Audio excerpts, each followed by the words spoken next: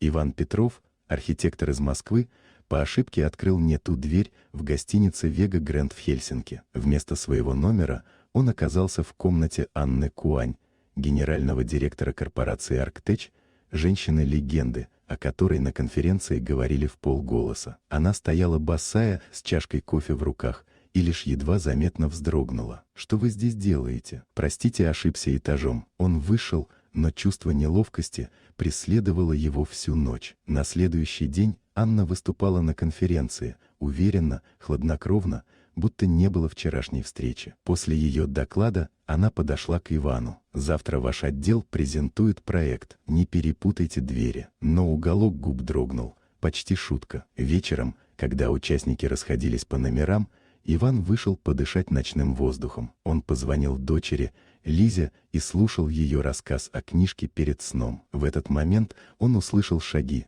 Анна подошла в пальто, без привычной холодности. «После больших мероприятий всегда пусто», — сказала она. Они поговорили пару минут, спокойно, почти по-человечески. И он впервые увидел в ней не руководителя, а женщину, которая тоже устает. На следующей встрече они работали вдвоем над проектом нового делового центра в Петербурге. Между профессиональными комментариями всплывали короткие личные фразы, осторожные, честные. Анна неожиданно тепло отозвалась о его идеях и даже попросила Лизу прислать детский эскиз «Повесим на стенд». Так продолжалось до одного вечера благотворительного приема. Анна подошла к нему сама. «Потанцуете?» Они танцевали под тихую мелодию, и Иван, забыв о всем, поцеловал ее. Вспышки камер ослепили их. Журналисты сняли момент. Скандал разгорелся утром. Анна сказала коротко: «Не звоните, я решу вопрос сама». Через день ее вынудили покинуть пост SEO. Ивана отправили в отпуск,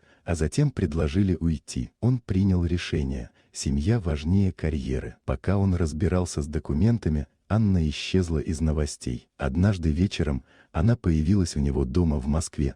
Без охраны, без маски деловой женщины, с коробкой в руках. Это был телескоп для Лизы. «Я устала молчать», — сказала она. «Мне не важно, что говорят. Важно, что мы потеряем, если испугаемся». Так началась их новая жизнь. Иван открыл собственное маленькое бюро, Анна возглавила исследовательское направление «Арктеч». Они купили дом за городом, с садом и крыльцом, где Лиза выращивала клубнику и по вечерам наводила телескоп на Юпитер. Анна училась жить без брони, смеялась у моря, слушала детские истории и перестала бояться быть настоящей. Спустя год громкие статьи забылись. Город жил своей жизнью. Иван работал над проектом детской библиотеки, Анна — над инновациями. Лиза однажды сказала: «Если бы ты тогда не перепутал дверь, у нас бы не было этого дома». Иван понял: иногда неправильная дверь становится единственно верной, если не бояться войти.